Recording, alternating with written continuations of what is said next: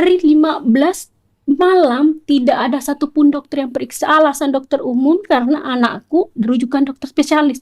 Pas pagi nggak ada yang periksa. Saya nanya sama perawat yang mau suntik. Saya ngomong, ini dokter spesialisnya mana?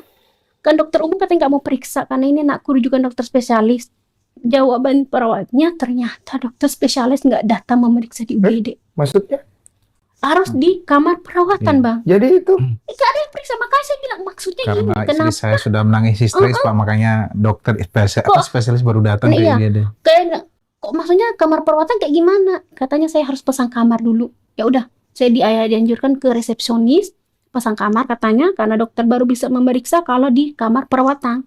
Pas di resepsionis itu tapi ini kan urgent. ya karena nggak ada dokter, nggak ada yang periksa, Pak. Emang nggak ada yang periksa itulah. Dokternya lagi nggak ada apa bagaimana itu? Karena dokter umumnya ada, tapi mereka nggak mau meriksa karena alasannya anakku rujukan dokter spesialis. Oke. Pas saya minta di resepsionis, katanya anakku kelas 3, BPJS kelas 3, di saat itu tidak ada kamar kosong. Itu pun kalau ada kamar kosong besok pagi, paling cepat nanti sore.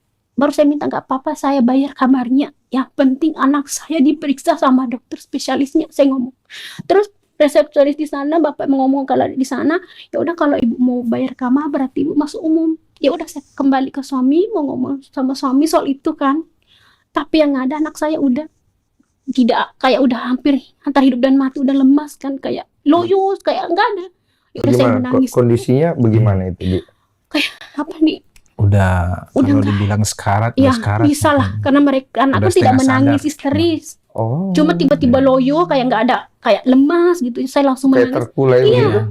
Saya langsung menangis histeris. Dokternya baru panik. Tiba-tiba datanglah dokter spesialisnya, dokter spesialis bedah, langsung bilang ini sudah parah, sindrom kompartemen katanya.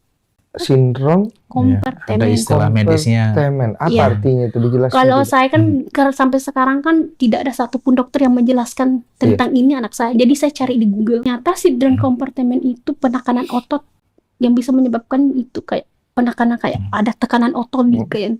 Terus saya cari penyebab bisa menyebabkan, apakah infus bisa menyebabkan, ternyata iya.